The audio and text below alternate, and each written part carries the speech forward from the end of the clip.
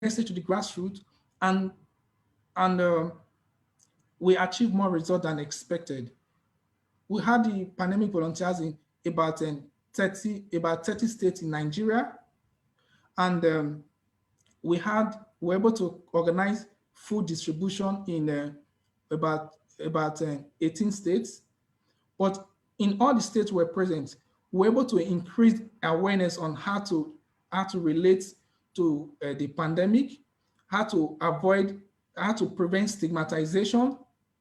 We're able to relate to how to report a COVID-19 case to the NCDC, and this earned us respect, and we became all pandemic volunteers in our locality became the go-to people. Those people people you relate with when you need to find is when you need answers to some of these questions, and that is leadership. People recognize you based on your competence and how you're able to lead.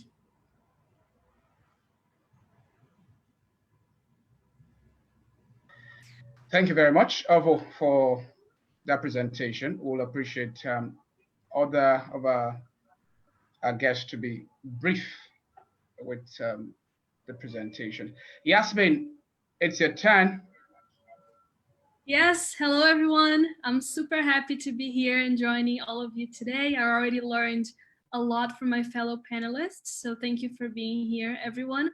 And I'm going to speak more briefly about who I am, what am I doing here, who am I? I'm joining you from the other side of the ocean, all the way in Brazil, São Paulo. And I, as Austin said in the beginning, I am currently a program manager at Global Changemakers. And I also do research at my university about the involvement of civil society with international development and international governance. So I'm very, very excited to be speaking to you today. Just to give you more of an overview about my own story, I'm a young person, a young woman. I'm 22 years old right now, and I've run and led many social impact projects in my community. I've been a volunteer and engaged with community service, project management for social impact since I was about 8 years old. So it's been very much a part of my story growing up and getting to the point where I am today. I've been involved in human rights education, refugee education, diplomacy for young people, civic engagements. I've also been involved a little bit in politics for a moment in my story, and that was very life-changing for me. And I was able to see the power that young people can have in actually creating tangible change, in coming up with innovative ideas and putting them into practice. I've also worked with anti-human trafficking initiatives in my city. Actually, the first fundraising campaign I've ever led, I was 12 years old. It was a campaign for preventing human trafficking in my city in Brazil, which was very strong because I lived in a coastal city here. And as you guys might know, we attracted a lot of that, sex trafficking, labor trafficking, and so on. And so I joined a group of students back then, and we decided to create a campaign for it. I've also worked with initiatives in health and women empowerment. So yeah, really anything that I saw a need in my community, I would get the resources I had, even if they were real. So I really like what Mr. Peter Obi was saying in the beginning, that we don't need to have X, Y, and Z degree. We don't need to have millions of dollars. We don't need to have 100,000 people on our side. We just need to be able to use the resources that we already have available, mobilize people and create the change that we want to see in our communities. Currently, like I was telling you, I'm managing all the program, all the projects at Global Changemakers. And Global Changemakers is an international youth-led organization that works for more than 10 years now to give the resources, the opportunities that young people need to create the change they want to see in their community. We really believe Gandhi when he advised us to be the change we want to see in the world, and not only expect it to happen or trust someone else to do it, but actually to become the change that we want to see. And that's the power that young people have. And at Global Changemakers, we support youth to do just that in many different ways. We have an online school with different courses on project management for social change, facilitation, and team building. We also have free toolkits, webinars, we have a podcast, we have a mentorship program that helps young people look inside themselves to understand their passions, their values, and then look into their communities and take all of those resources and transform them into the tools they need to create change in their countries. We support young change makers of all the sphere of change making, of creating social impact. So social entrepreneurs, youth activists, campaigners, young people who want to go into the public sector, who want to create social businesses, and so on. So if you're a young person and you have an idea, or you're running a project, Global Changemakers is really on the front line of making that happening. We have trained young people in over 180 countries in the past 10 years. We have also invested with grants in projects run by the youth in 121 countries. And our combined impact, our combined reach is of over 6 million young people around the world. And so we're really, really excited that we are really on the front line to, create the resources that young people need, to make sure that they are able to access those resources and turn them into the tools they need to create change. Like was already said before, we are very motivated by the fact that right now we have the world's largest population of young people ever. So we now have more than 1.8 billion young people in the world, and that's like people between 15 and 24, according to the UN. And those young people, 90% of them are in developing countries. So you guys can already imagine, right, the power that population has to build a better future. And what I like to say always when I speak about youth is that we are the connection between the past and the future. We can look back and see what hasn't worked out well in our history, in our country. We can look back and see what groups have not been represented in our politics. We can look back and see how companies have treated their workers, for instance, and then we can decide to use that as a motivation to create a better future. That's in our hands, right? And just to also give you guys more motivation, we are not only the future, we are also the present. Youth are already creating change. And I'm sure you guys are all here because you're interested in doing that, or because you are already doing that, right? So the examples given by Mr. Peter, by Mr. Kevin as well, and by Ovo, who is also on the front line doing work to relieve the pandemic effects in Nigeria, those are all examples of young people who are already out there creating change and making it happen. So the UN has also, as per my research, I found that the UN has also at least 5 specific roles that they believe the youth can have to create change. And I wanted to share them with you because maybe you will identify or relate to one or more of those roles. The first one is critical thinking. So like I said, youth is the connection between the past and the future, and we can look critically at the past of our country and see what hasn't worked well, what hasn't supported us as youth and underrepresented groups, and see what we can do in the future to implement better structures, better institutions, and so on. The second role that youth can have is to create change. So the UN actually recognizes and endorses youth who, like Jesus is saying right now, we are the now. We can create change. We can implement the projects. Like I told you with my story, even when I was 8 years old, 12 years old, 15 years old, I just used the resources I had in my hands to create change, even if it's small, right? Even if in the beginning it was so little, but still it was planting a seed that was inspiring other young people and building my own capacity to in the future be able to do more. And to become a project manager for an international organization, which I am right now, and still dream of other things that I can do in the future, right? The third thing that the UN acknowledges that youth can do is be innovators. So like I told you guys, at Global Change Makers, we support young people who come up with ideas to create change and implement those ideas. we can innovate, we can create new ideas, we can change the way things are done, we can change the way politics work, we can change the way education works, right?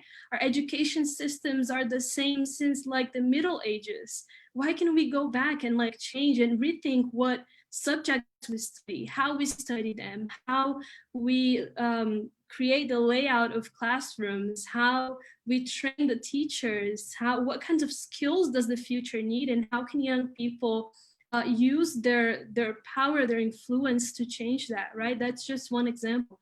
The fourth role that the UN recognizes is that youth can be communicators. We can be mobilizers. We have the power to mobilize other people and inspire other people to come with us and create that change that we want to see. And the last one, and my personal favorite one, is that youth can be leaders. We can actually take on the resources we have.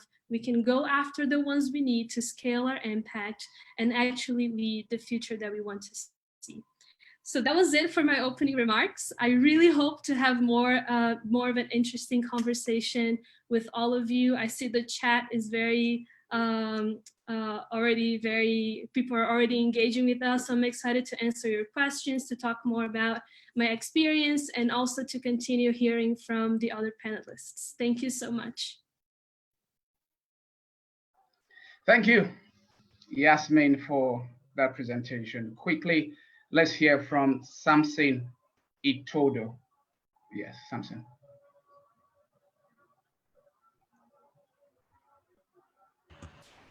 Hi, good evening. Is it afternoon? Can you hear me? We can hear you, Samson. Thank you for joining us. Yeah, thanks. Thanks for having me. I was having difficulties coming into the room. I see His Excellency, the former governor of Anambra State and the vice presidential candidate in the 2019 elections.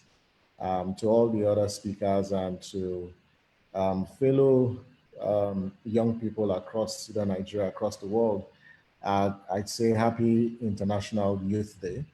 And thanks for having me to contribute to the discussion. So Austin, I just came into the room. So what do you need me to do now? Do you want me to speak to what you've asked me to talk about, or what? I need guidance. Yes, quickly.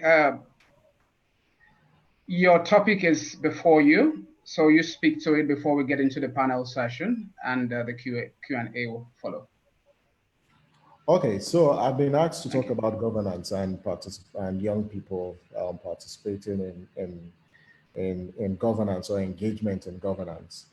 And I'd like to begin by saying we all are witnesses to how the COVID-19 pandemic has disrupted governance across different levels.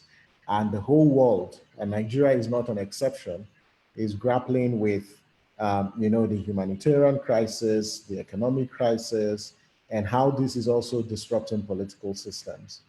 One of the things that has really come up strongly this period is the fact that leadership counts and leadership matters, and how governments and governance at different levels is responding to this really goes to show that no society succeeds without governance, no society succeeds without leadership. So it's a strong lesson that we're learning from this conflict. And I say that how we as a people manage this conflict, manage this crisis, will determine our development trajectory over the next 30 or 40 or 50 years. And young people do have a fundamental role to play in the whole discourse around governance and our leadership. And governance is a two-way street. So both the governed and those who are governing, they all have a responsibility for engagement. Because as we can see, within communities, if young people were not contributing to producing face masks at community level or producing hand sanitizers, and if government was not providing the market or providing the environment for this innovation and this products that young people are producing, it'll be very, very difficult to actually transport or distribute them across the country. Again, you can be a farmer anywhere in Nigeria. If you don't have access to good quality roads, there's no way you're going to transport your your products or farm products from the farms down to the market. And so governance is very, very key and is really central to our development. And as young people, we have a critical role to play. First, participating in government requires we as young people to be active participants as leaders. And I'll come down to whether as followers or as members of society. But first is running for office. And one way to engage, there are two streams or two what you call leadership recruitment mechanisms that we have in Nigeria. First is the appointive stream, and then second is the elective stream. For the elective, you've got to run for office. And when you're running for office, you also have to be clear on what you're going to use political power to do. And I say for us as young people, if you're going to be running for office, if you're not interested in using political power to serve the common good or lift people out of poverty, then you have no business being in public office. If you're there to enrich yourself, then I'm sorry that the current leadership that Nigeria and Africa needs is one that promotes impact and results as a driving philosophy of public leadership, that promotes state and society relationship, that citizens, or a leadership that puts citizens at the center of politics and governance. That's the kind of leadership that Nigeria and Africa needs. And so please, we encourage young people to run for office, but run for office to provide leadership, provide solutions to the problems that we face, but not run for office because you are young or you're between the youth age. So that's very, very important. The second is about, joining political parties and leading change from the political parties. Within the political parties, you've got governance structures as well. So are you running for party leadership? Are you running or you're registering to be a member of political parties? And one of the things that we've learned across Nigeria and even across Africa is a lot of young people are not members of political parties because they see politics as an old boys club, and political parties are mainly an assemblage of old politicians who care about their own interest. And if political parties are only the platforms where young people can do what, can aspire for political leadership and elective in this manner, then you have to be part of a political party, contribute your own quota to a political party. In Nigeria, you've got about 19 registered political parties. Yes, a few days ago, the Court of Appeal, nullified INEC's deregistration of political parties. But we've got 18 for now. Identify which political party aligns with your ideology and your values, and get into the parties and start driving change within the political parties. The two very important things that I also like to encourage young people is get a copy of the Constitution, get a copy of the Electoral Act. The Constitution of Nigeria is a very powerful document, so you should have a copy of the Constitution if you want to engage governance, because you need to know what the institutions are, what are their functions, what are their mandates, what are the limits of their powers. It's that understanding that you have that enables you engage effectively with government if you are not running for office.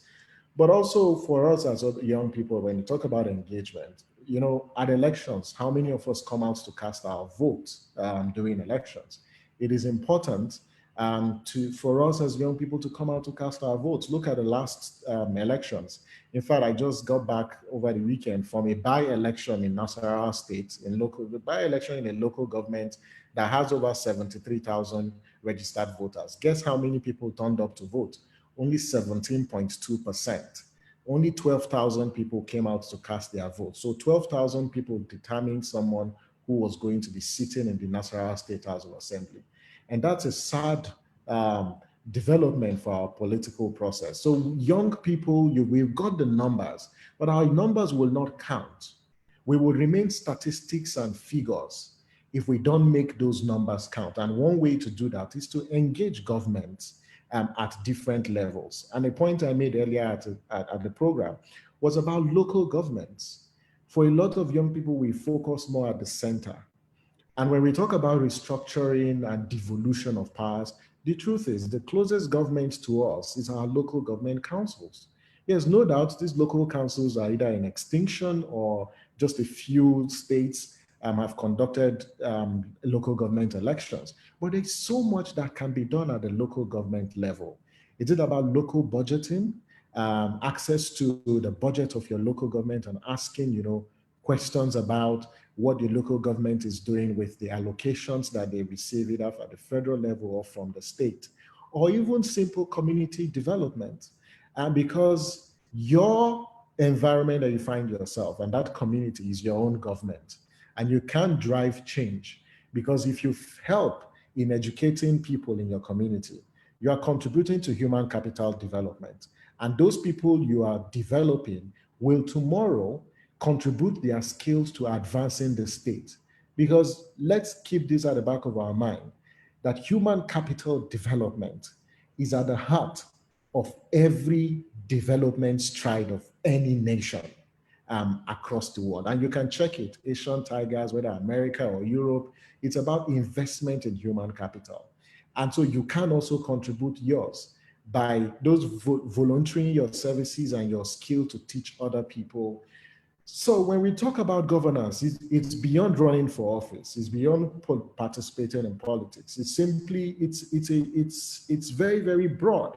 But I just want to end with this note that you and I are going to be here, God's willing, over the next 10, 15, 20, 30, 40 years.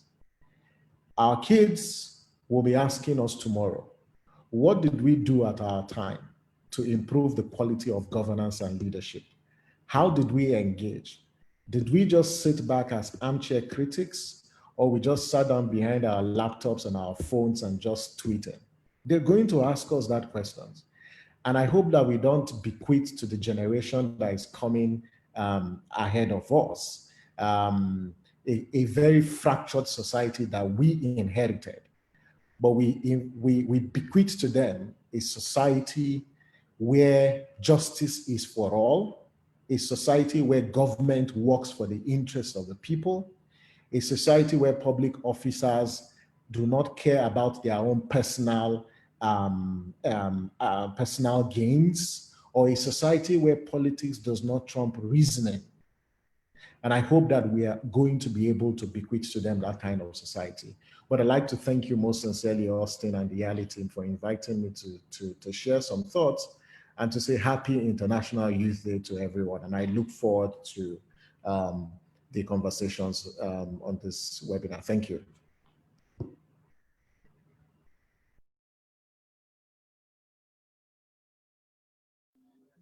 All right, thank you, Samson, for that presentation. We need to start getting to the interactive session now.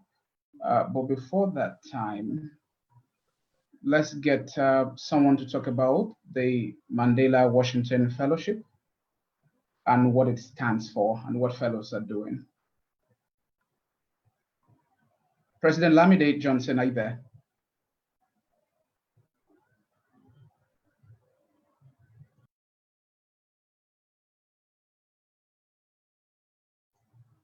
Hello, Lamide.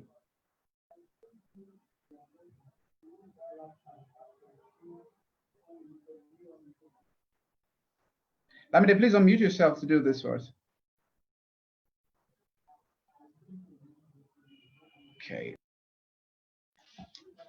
Okay, in the meantime, let's go take questions. We'll get into the interactive session. I hope we finish that as early as possible and we can get into some of the details there.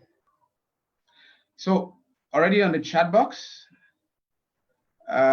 getting through the questions. Also, if you have a question, please kindly raise up your hand and I will ask you to unmute yourself so you can also speak. The interactive session is very important. Thank you.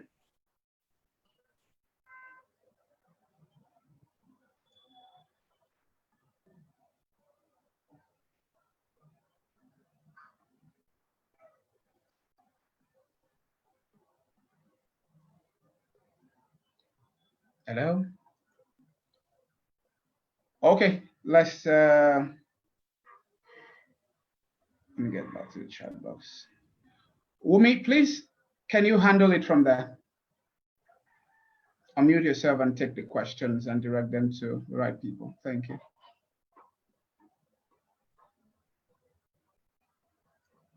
Hi, everyone. Good afternoon, ladies and gentlemen. Thank you for joining us. So can anyone that has questions, because so we're expecting the questions to probably go in the directly to send a private message. But if you do have questions, kindly put your hands up. I'm seeing some hands, and then I will just call your name and then whatever question you have, and then we'll direct it to the speaker that you would also want them to answer. So I see Temitope, that's the first name that has come up. Would you please unmute yourself and just ask your question very briefly, one question, so we have opportunity for the others to also ask questions. Thank you very much. Yeah, thank you, ma'am. My name is Temitope Olawale, calling from Jacksonville, Florida. Regarding the political party situation, and by the way, I'm the founder of Antop Charity Foundation. What we do is we give scholarship to less privileged kids in Nigeria from primary school level to the tertiary level. And we've covered the whole southwestern state, and we are in the north central, that's Benue and Abuja. Then in the northeast, only one state, which is Bauchi. So the purpose is to bridge the achievement gap in our society through education. That's the purpose, and we are registered here in the United States and with the Corporate Affairs Commission in Nigeria. So the question the topic on it's about governance, so I won't go towards education. So talking about youths getting involved in Nigerian government. And the last speaker, Mr. Sampson, talked about political parties and everything just to, deregister them and all this. So I was thinking, my question goes that now we have two main political parties, the APC and PDP, and we know it's so hard, so difficult to get into this. And people trying to get the third force over the years, and they can't get this established. So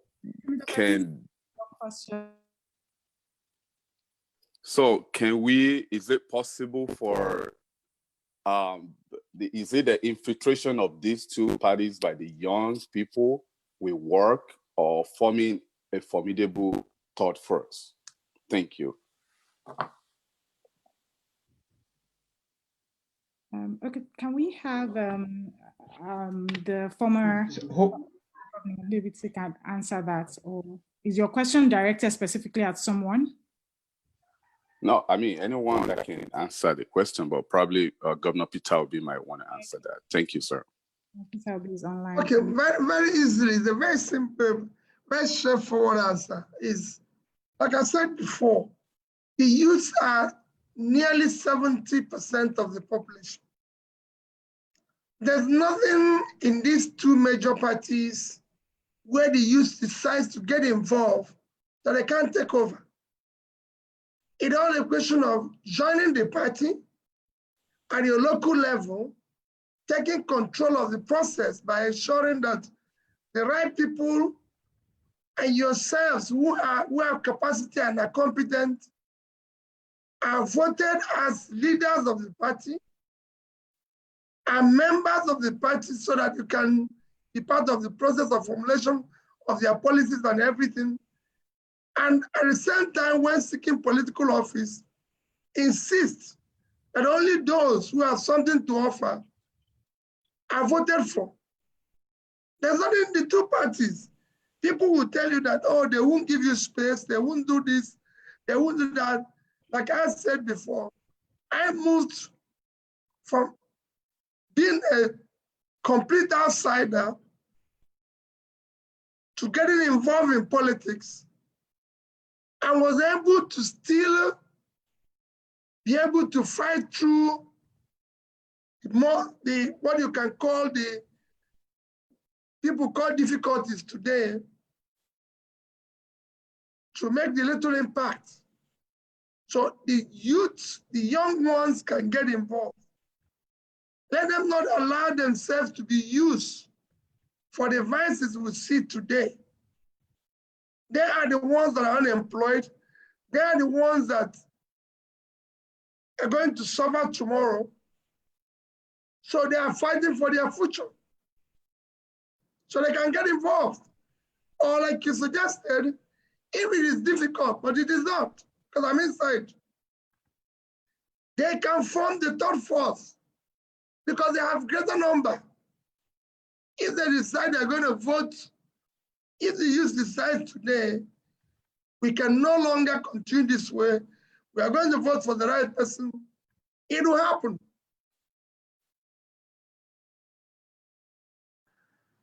All right, thank you very much again, sir, for that very brief and direct question. So I think maybe Temitope is satisfied. I will just put your hands down. Yes, sir. Thank you. Yes, thank you. The next person on the list is Anola Chukwudi. I'm sorry if I misspelled the name. Please, can you unmute yourself and just ask your questions very briefly? Please, one question, because we have a lot of people on the line. Just one question and then direct it to who you would like to answer.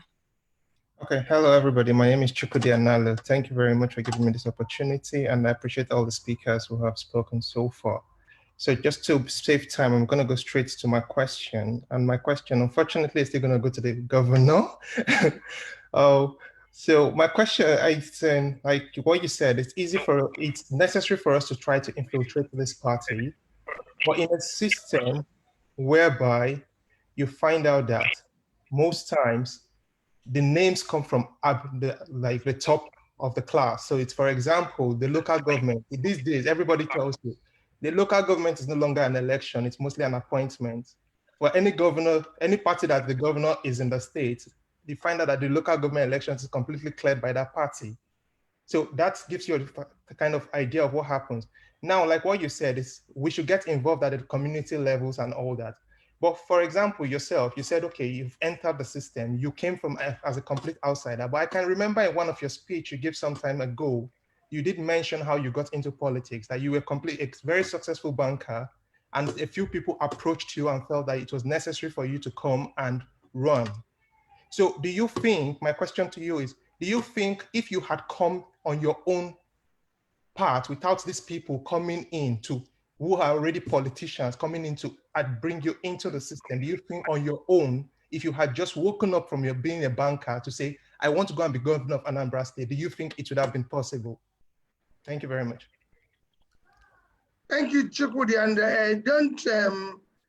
I'm here because I believe being an insider and having been part of the operation, I expect to take as many questions as possible, because for me, I'll be glad to see the youth in this country be more involved and take responsibility.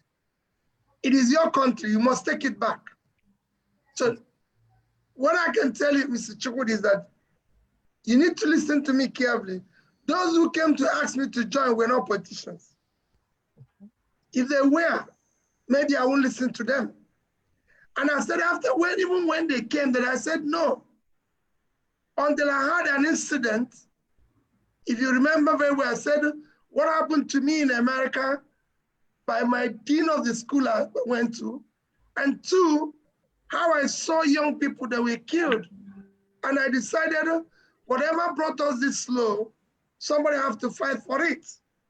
So for me, that was why I said it depends on the values,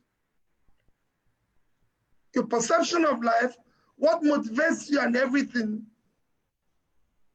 Yes, I agree with you that people from the top decide who will be there. I agree entirely with you. But I'm saying that if the youth come together and resolve that this situation cannot continue, it will not continue. Everywhere you're seeing change in the world, whether it's in business, whether it's in anything, it was the youth who said, no, we can no longer go this way. It can no longer happen. Every change you see, whether it's in America that people think, oh, we can celebrate. I was speaking to a number of youth here and they said, oh, I want to migrate to Canada or this. I said, Some youths like you build that country. It can be done here. I've seen people here resist and say, no, we cannot do this. No, we cannot do this and everything. And we have some young people with that capacity who can say, well, don't give me money. As governor until today, I preach to the youth around me, no youth will ever say, it's working for me as they talk. I said, no. Let those who want to use it as their talk, go and bring their children to be their talk. If they're really using, if they really want to use somebody. So you resist, get involved, and in terms of support, when you get involved, Mr. Chukwudi, you see the support. I personally is supporting a lot of young men to get involved in politics. Okay, thank you very much. That's quite. Thank you again, sir, for your question. I also have on the list, so please can you put your hands down and Nalo so I don't mix you up with any other person. Can I have Tochukwu Arinze to unmute themselves, please?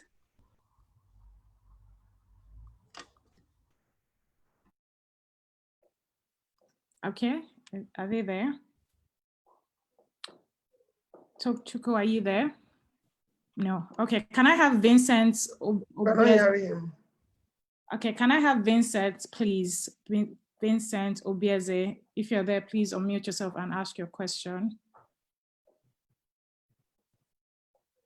Hello, can you hear me? Yes, we can, Vincent. Please, very quickly, your question and then direct to who you want to speak. Okay, first of all, I want to ask one of the previous speakers, Samson Itodo, a question, because he talked about the low turnout of voters.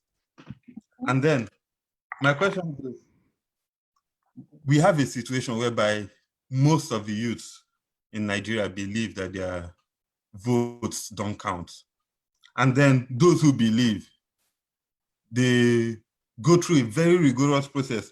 One, to get the voter's card, to get your PVC and others. And you notice that in so many local governments like I was in Lagos before the previous election, and even the election before the previous election we had, I struggled to get my voter's card. I went for the registration process.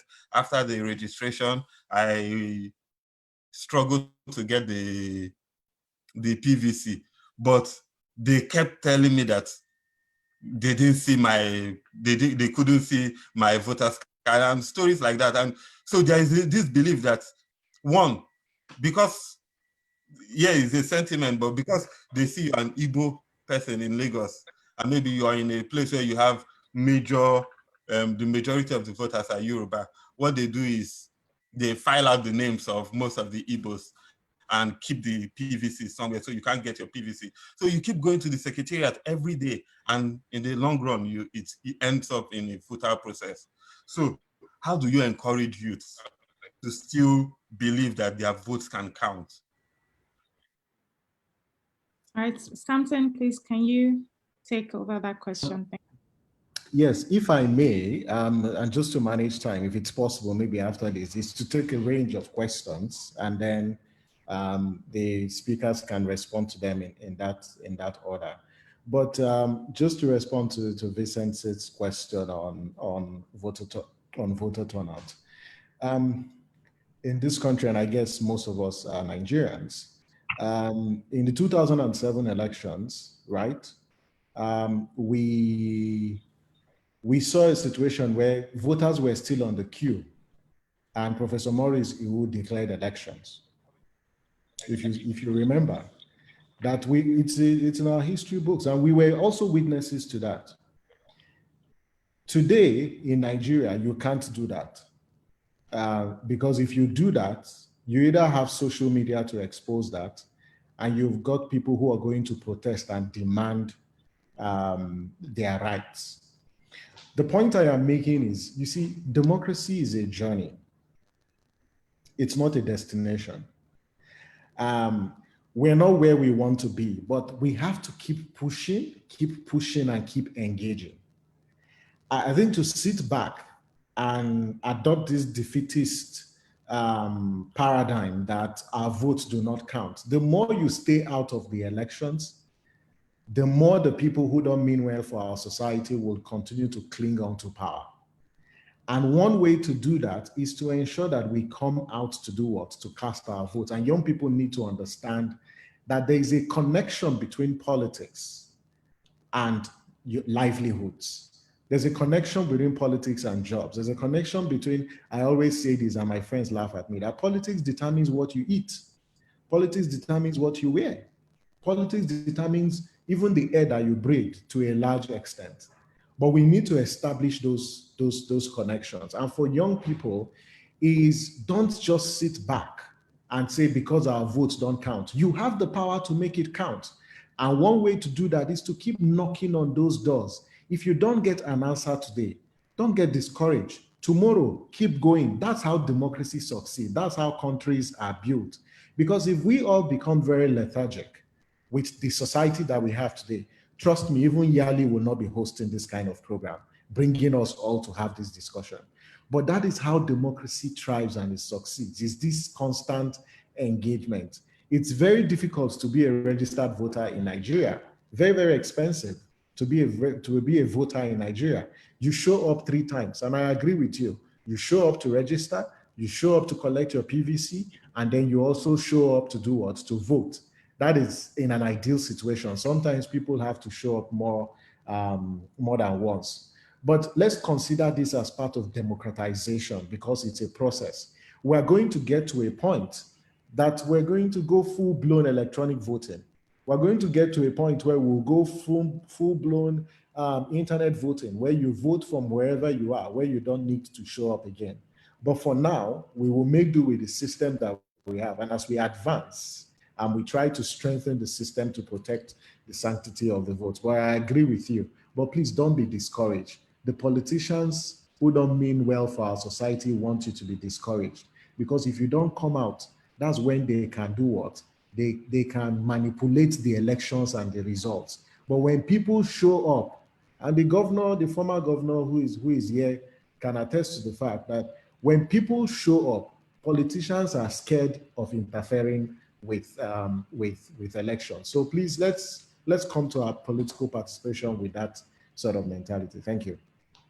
Thank you so much. That was a very powerful question. Thank you and answer, Mr. Sampson. That was you did justice to that question. So I know that a lot of people have different questions. So please, if you have questions for Yasmin and you want to put it in the chat box, please go ahead to also put it in the chat box so that we can cover as many questions as possible. But of course, I've gone through the chat box. I haven't seen any specific questions. If you do have, please leave it there so I can read it out. But I'll just go on to asking the next person here. Habiba Henry Folami, please can you unmute yourself and ask your question? Yes, good afternoon. Okay, so I'm actually directing my question to Mr. Peter Obi. Okay, so they asked us to get involved at the community level, ask questions about allocations. But what we know is that as youth generally, we are sabotaged at every level. So if I want to get questions, if I want to get answers about the allocations in my community or in my local government, how am I supposed to go about that?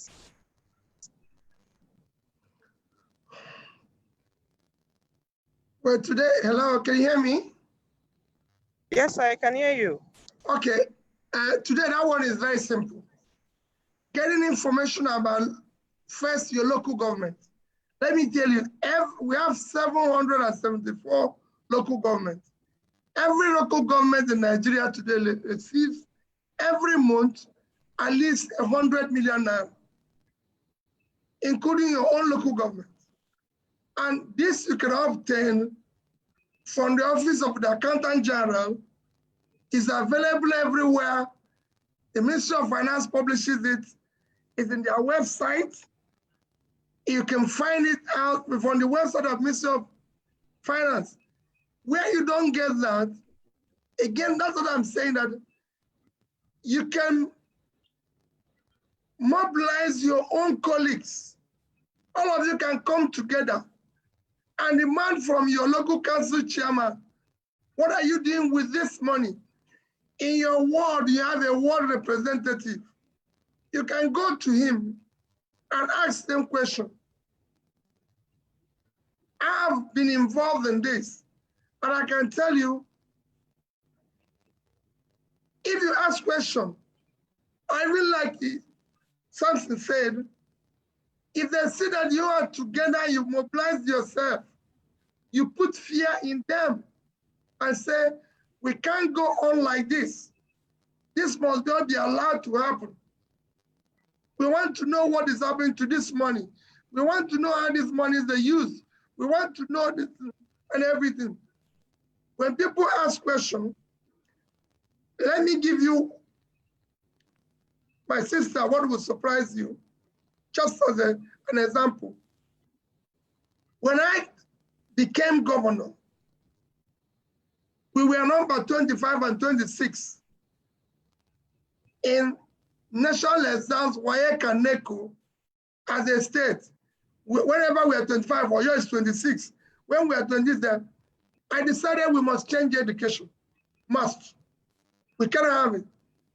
And we tried to work with the teachers and everybody. It wasn't working. But it will shock you. I gave, after an experience, which it will be too long for me to explain because of the interactive section, I gave every single senior prefect of a secondary school my phone number.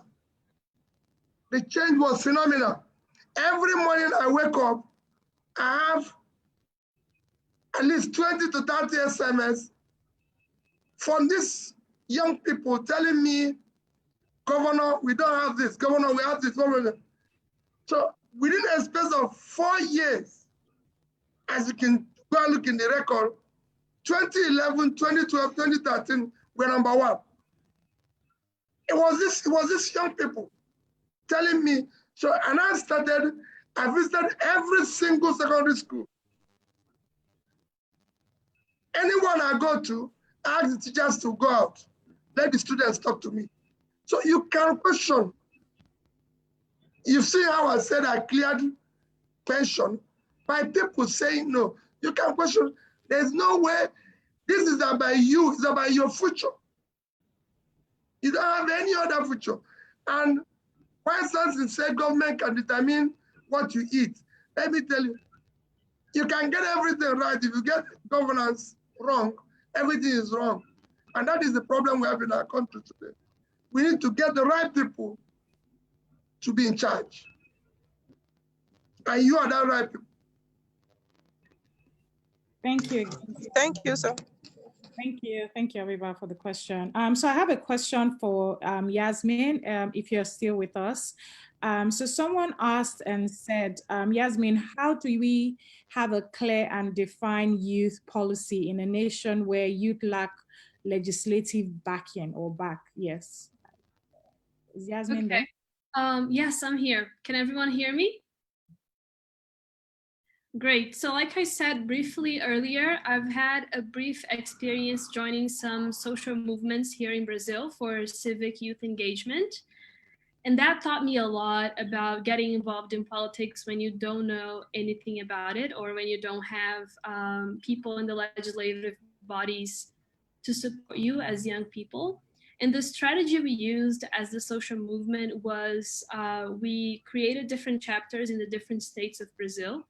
And each of those chapters, we invited a group that was called Renovo Brasil. In English, it means Renew Brazil.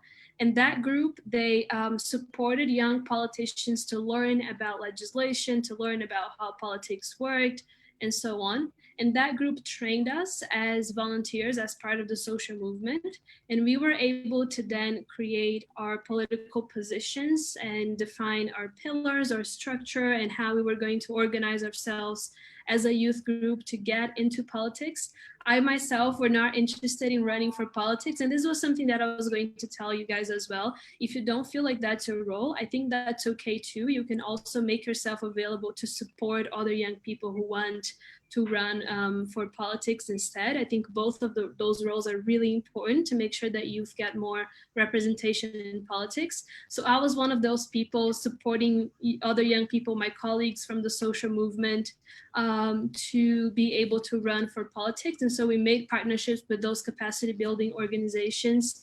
And in the election of 2018, we were able to elect 4 young people to the National Congress, which was already a lot for us because I think the political system in Brazil and in Nigeria are similar in the sense that there's a lot of corruption. Most politicians are old white men who have been in politics for such a long time, and they do not want to make space, and they feel threatened when young people start to, wanting to get into office and so on. And so it was very challenging for us, but we were able to vote.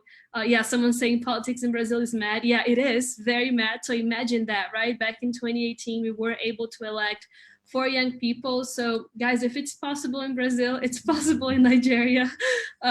You guys can believe me in that one. And the way we did it was just, we mobilized a lot of young people. We made partnership with capacity building organizations that taught us about politics. They taught us about how to make effective legislation. They taught us how to research past legislation, what worked, what didn't work, so that we could form our political proposals. And so among the 4 leaders that was elected, one of them was a woman. She was from the favelas here in São Paulo. So she was born she's from a very poor background, and she was able to get a good education, study, and she was courageous enough to run for government, and she is now in the National Congress.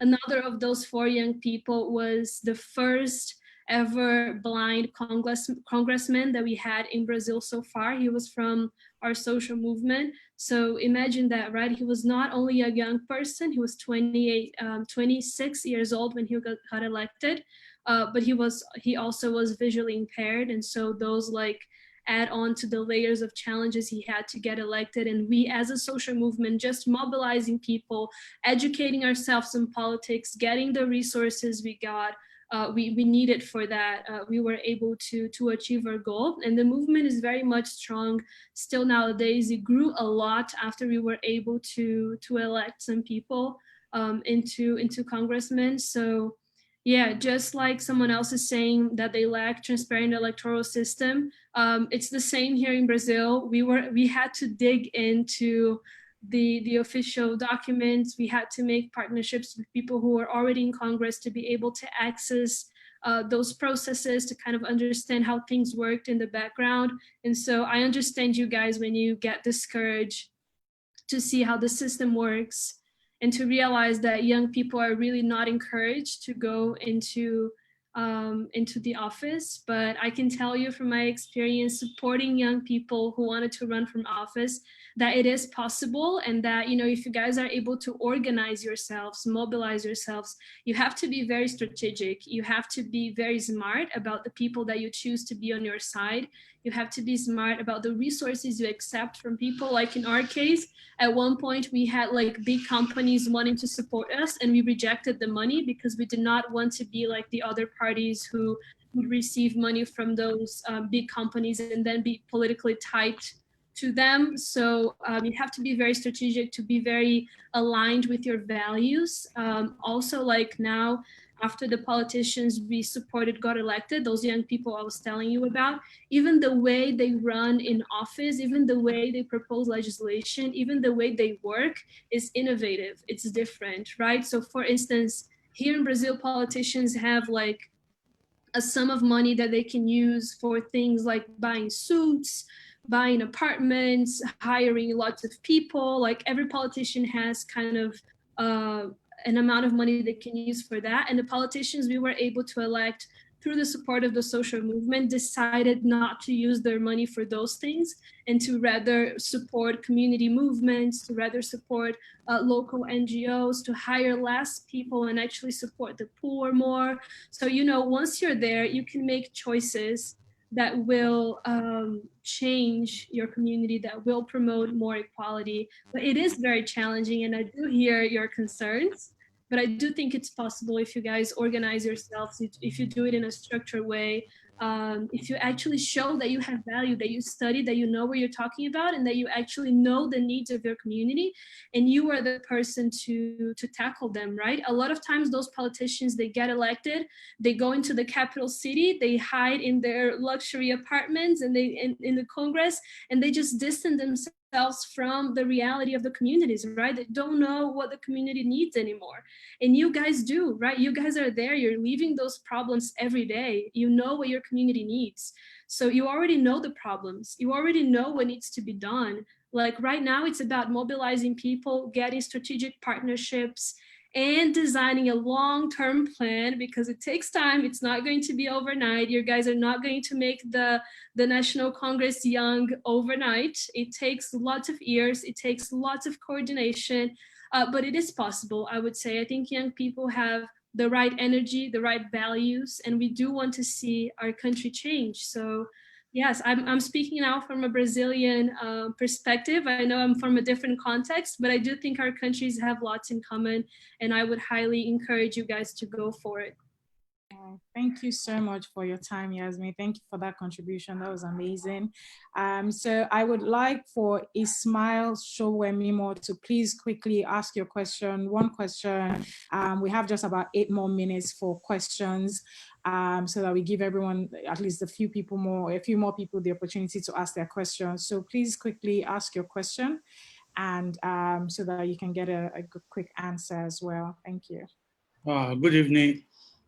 My name is Shoema Ismail. I'm from Ogun State, but I live in Astana, Kazakhstan, Russia Federation. We have interest to invest in Nigeria in agriculture industrialization. So our interest is in how to train more specialists and to bring innovation to Nigeria on agricultural sectors. So, but now we are working with 2 state governments.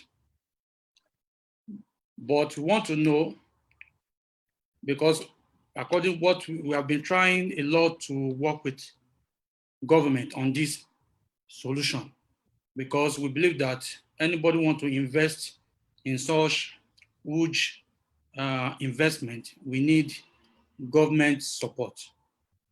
So we have 2 frameworks we work.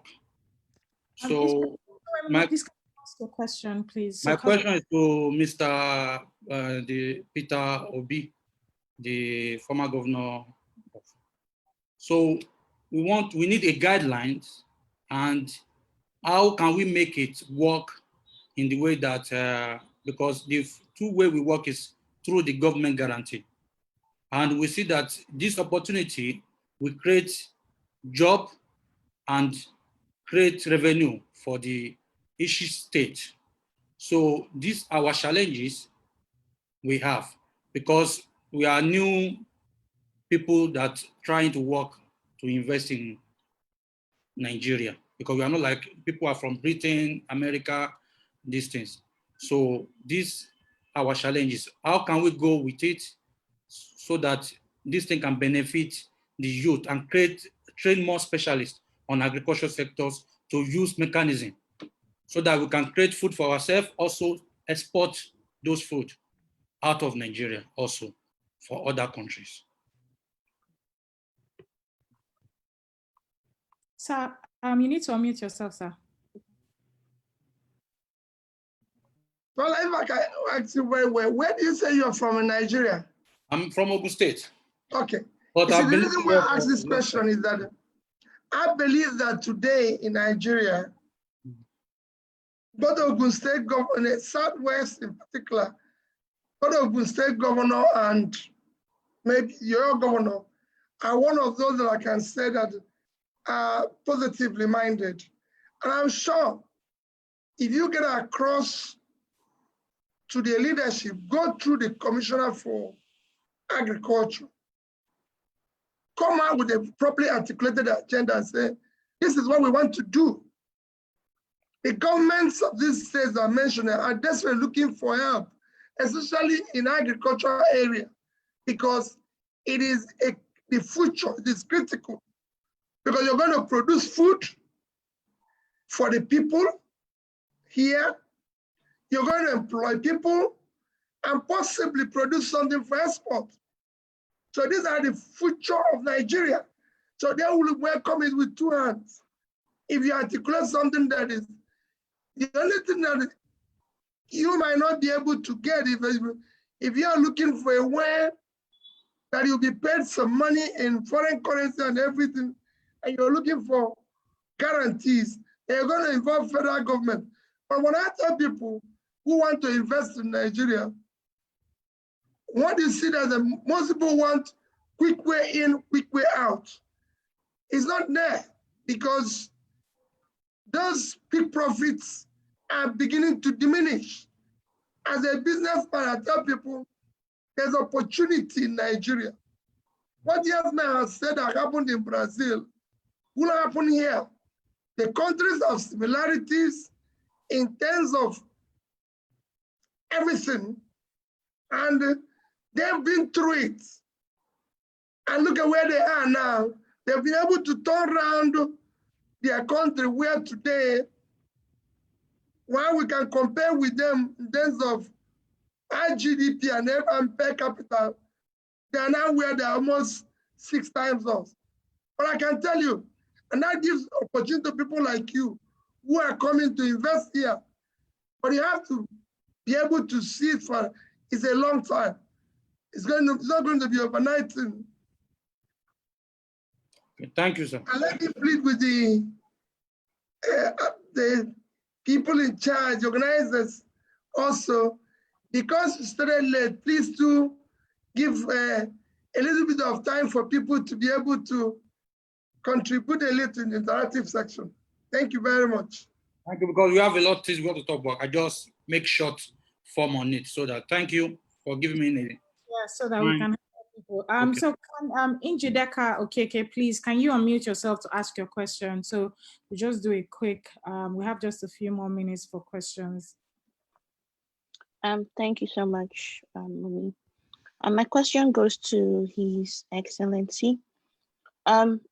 In terms of governance, so the truth is not a lot of us will eventually make it to holding political office. And this might essentially at a point lead to unhealthy competition among youths. So you mentioned that you were in banking and some people approached you. So I would assume that they saw your track record and they see that you succeeded in the circular world and they know that you can apply these skills in terms of governance. My question to you is, aside from holding political office and community service, I am interested in understanding in what other capacity do you mentor the youth around you to get actively involved in governance, given that not everybody who wants a better Nigeria would eventually get to hold in political office?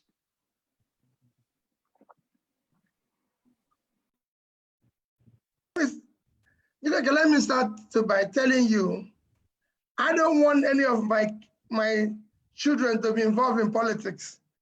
I've got 2 young graduates in my house, and I tell them every day, don't get involved in this my madness. It's only to create an enabling environment, a society where you can live. The only reason why, as I said, all you need is to have a system that creates a level playing field where people's talent can match up their opportunity.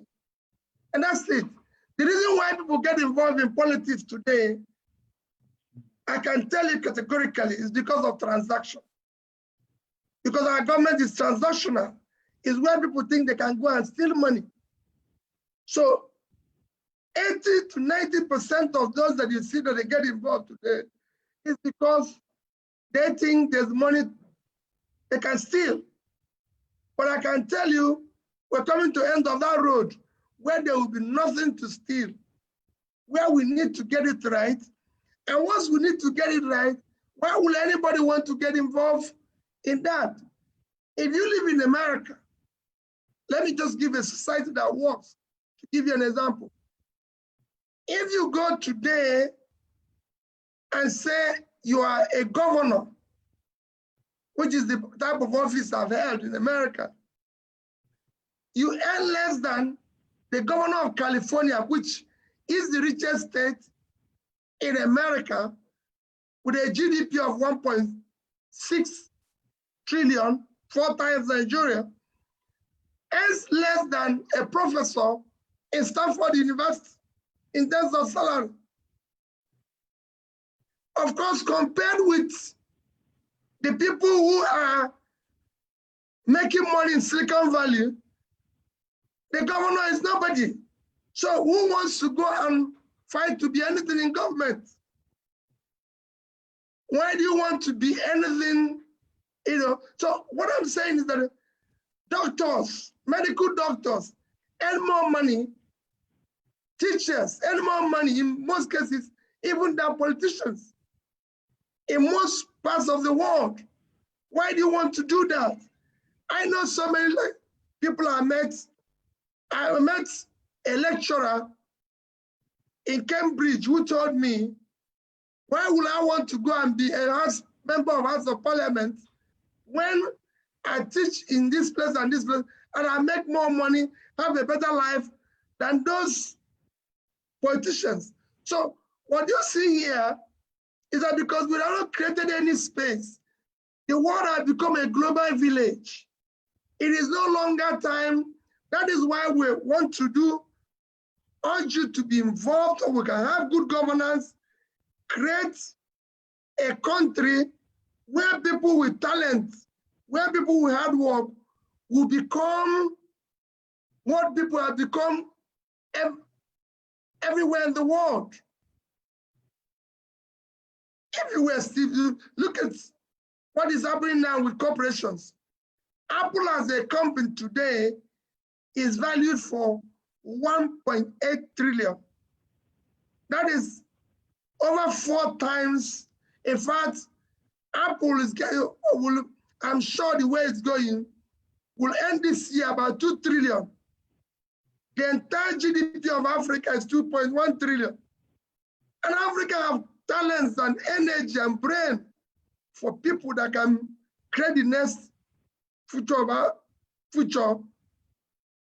of Apple, of everything. So don't look at politics. All you need to do is be involved. That we vote in the right people, that we ensure that those who are going in there are those who are going to work, support a society where people will stop stealing money and use the resources to work. Nigeria is a great country. What we need is leaders that can make it work. Those who can create wealth, not people who can share it. Wealth creation is easy globally today. Okay, thank you so much, sir. Thank you so much for this amazing session. So I'm going to bring back our moderator. Thank you so much, Yasmin, for participating in this session. Thank you so much, Samson. Thank you, sir, Honorable former Governor, Dr. Peter Obi. Thank you, Yasmin.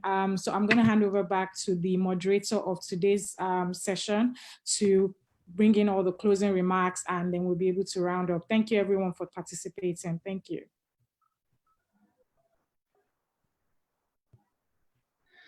All right. Thank you so much, Wumi, for a job well done. We've spent quite some time here today, and I mean, you can agree with me that this conversation has been quite engaging. We can go on and on and on and on, and we've even skipped some parts of the program. Some was to introduce what fellows are doing, because while I reached out to Mr. Peter Obi, His Excellency Mr. Peter Obi, he said, how many of you have traveled to America? I said XYZ number. And he said, why have you not changed Nigeria? I recalled, I told him, I said, Your Excellency, sir, you were governor for 8 years in Anambra State. We know how you also went. I mean, fellows are doing quite a lot in the country, in the nooks and crannies of the country. I mean, from agriculture to power supply you know, to maternal health, you know, different sectors. But of course, this conversation is geared towards striking that kind of conversation where the authorities, the leaders can begin to see what these fellows are doing and also engage them further to make sure that we rescue our country. We will agree that what we are seeing now is not the country that our founding fathers, you know, dreamt of. That is not it. That is not what we're seeing right now. I recall those days, people who attended the University Teaching College Ibadan and how they said they ate full chicken for siesta. I recall those days when they say, look, once you are out of school, before you even graduate, right, there's a job waiting for you. I mean, there's a car out there for you, an apartment is out there for you. But how many people do we churn out of our university system nowadays and they're still roaming the street? What's happening to our educational system? I mean, if you had followed the conversation talking about COVID-19 when the SGF, Secretary to the Federal Government, said, look, he never saw the decay in our health system until he was given the job to head that team. For me, that was an eye-opener. And this is someone who's been around for quite a while. So if you go to our rural communities, you move around. I mean, the things we ordinarily we shouldn't be praying for has turned to prayer points. Religion has become the opium of the masses in our country. I mean, we pray for good roads. These things are given in other societies. We pray for, I mean, yes, government cannot provide all the employment, but like Mr. Peter Obi did say, His Excellency, look, if we create the enabling environment, definitely things will happen. But when people feel sidelined, when people who have capacity are maligned and taken off, you know, the grid and the radar, it becomes a big challenge. So on that note, we're quite rounding off at this time. Man, I would have wanted to give 1 minute each to each speakers who are still in the room to just round up their point. But if we can do that, I would just want to say thank you so much, Your Excellency. Governor Peter Obi, a former governor of Anambra State and former vice presidential candidate in the last election. Thank you so much for joining us today. I hope we will still have this conversation and engage ourselves more. Okay. Are you there, sir? Yes, he is. Yasmin, thank you so much for joining us all the way from Brazil, and your thoughts are very, I mean, I'm excited that you had even gone to the chat box to engage some of the people who have asked questions there. This has been recorded, and we will also put it out there for those who did not have the opportunity to join. So thank you so much for being part of this. We will have more of this. I mean, today is my birthday, and it's a special day for me. I'm not cutting cake. I'm doing nation business, and I hope with the success we've recorded, it probably will give me the hope to launch my new series. It's called The Conversation with Austin Okorodu, where we can bring these leaders in once in a while and engage them. So thank you very much. Can I share my final remarks? Your audio? Audio? Yes, can I share my final remarks, Austin? Yeah, please, if you can, if time permits us, why not? Great, awesome. Well, thank you so much, everyone, for joining us today. Thank you, Austin, and happy birthday. What a great way to celebrate your birthday. This is awesome. Thank you. I will type my email on the chat box, as I know there were still many other questions, and I love to make myself available to continue this conversation even after this panel. And I want to wish to all of you a great journey ahead. Let me know over email if Global Change Makers can support you in any way. And I would especially like to talk to the women in the room and to say, you know, for us, the challenge of getting into politics and creating change can be extra challenging because we are so still underrepresented in many spaces. But I just want to give a word of encouragement to all the women here and say that we can make a difference and our voice matters. So let's get out there and let's make sure that our presence is in every political and non-political space possible. Thank you so much, everyone. Thank you, Yasmin. H.E. Peter Obi, will you want to just round off your thoughts as we go? Well, mine is that very simple. To all of you who have been privileged to be members of this great association, we have no other country except this one. And nobody can build it or change it for us. We are the ones that are going to do it. Let us always bear in mind that the society that abused today, or we allow it to be abused, will take its revenge on all of us and our children tomorrow. Let's come together, sacrifice for the future of this country. God bless all of you. Thank you very much. With this, we've come to the end of this very high-powered conversation. And with that, we need to, just a second.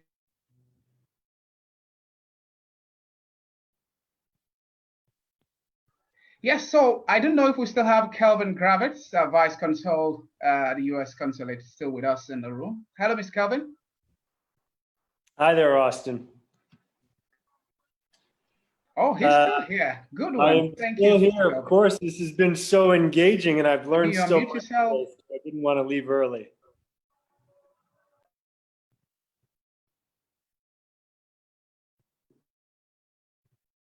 Yes, your final thoughts. Sure. Look, first things first, I have learned so much, not only from our panelists today, but from all of you asking questions. It's really inspiring for me to see everybody who's so genuinely engaged in the political process, looking for ways to make it better, whether it's through activism, through electoral politics, through making changes to political parties, things of that nature. And as we saw from Yasmin's experience, your countries can be oceans apart, but some of the issues you face are very similar. So take it upon yourselves to learn from the youth movements in other countries. Yasmin gave examples of some great ones in Brazil. If you look in the United States, the Sunrise Movement, a youth movement that is fighting for to combat global climate change. That's a great example. You had the young people from Parkland High School in Florida a few years back that created a nationwide movement around gun violence. So there are examples all over the world. Sometimes we can get stuck just looking in our own surrounding environment and feel like we're out of solutions. But don't be afraid to look beyond your borders, because there are, as you can see, engaged youth all over the world, and we should all be helping each other.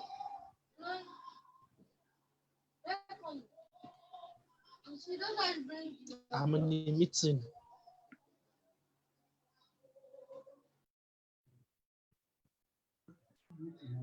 Okay. Some kind of distortion there, Emmanuel. Okay, Mr. Kelvin, please. Are you done? I just spoke a little bit, Austin. I don't know if maybe you had trouble hearing me, but it seems like maybe a few others were able to hear what I was saying. But essentially, to be very brief in just a sentence or two, I was giving advice to our group here today to not be afraid to look beyond your own borders for solutions. Yasmin gave a number of examples of the great work that she's been able to do with youth movements in Brazil. There are a number of great youth movements in the United States. So if you're ever feeling stuck here in Nigeria and you feel like you're out of solutions, don't be afraid to look outside your own borders and to work with youth movements from around the world to gain inspiration and bring the change that you want to this country. Thank you. Time is fast spent. We need to go, but someone also in the chat box is talking about finding out about the Mandela Washington Fellowship and how you can be part of it and all that. Maybe we just use 2 minutes if the panelists will permit to do that. I don't know if God Bless is in the room. God bless you, Tubor, are you there? Yes, I'm here. Yeah, I can hear you. Can you hear me? Yes, please. You have 2 minutes. Thank you. Okay. You want me to answer that question? It's not a question. It's just to go ahead with intimating our panelists and people who joined us today about that. Oh, okay, great.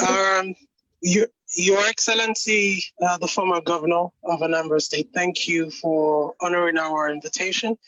To Samson, my colleague at Not Young to Run, thank you as well for honoring us, and to Kravis from the US, and also to Yasmin from Brazil, thank you, and all other participants today.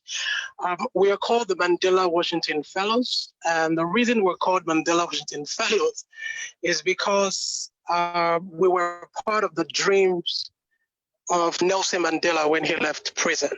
The goal was that he wanted an Africa that is able to have his young people as its leaders. And when Barack Obama became the first, Black president of the United States, he just plugged into that Nelson Mandela's dream and created what we now have. Okay, I think the network is quite bad from your end. God bless. In any case, thank you so much. We're trying to just train our ears to get what you're saying and all that. But this will continue, definitely. It's not a one-off. We'll continue to do that. Emmanuel Agunze, it appears you are supposed to just give us a final bite, your spoken words in about 1 or 2 minutes. Okay.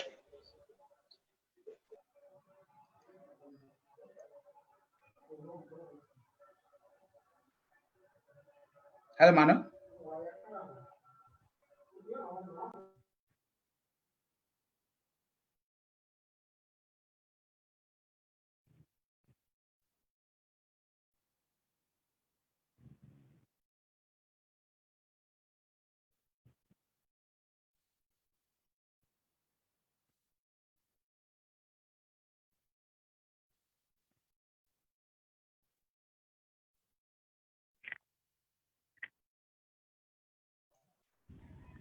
Manuel, are you there? Manuel, are you there? Manuel, are you there?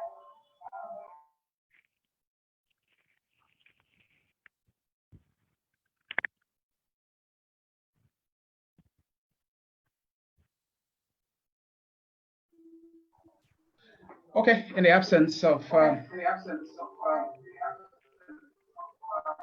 those, we need to wrap it up on this note. Thank you so much for being part of this. We'll do this again and again. Thank you.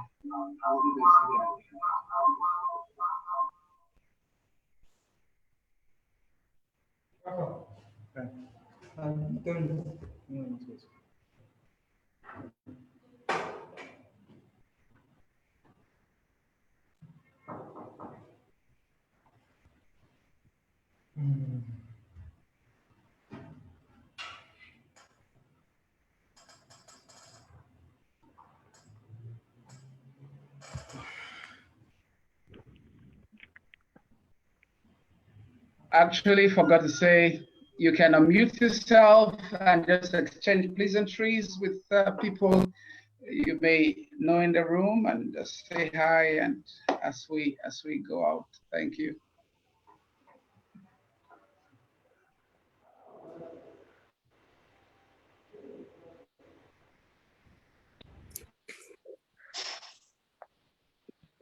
Governor Peter Obi, God bless you. You reached everybody today, and I believe what you have said today will make a difference. Thank you.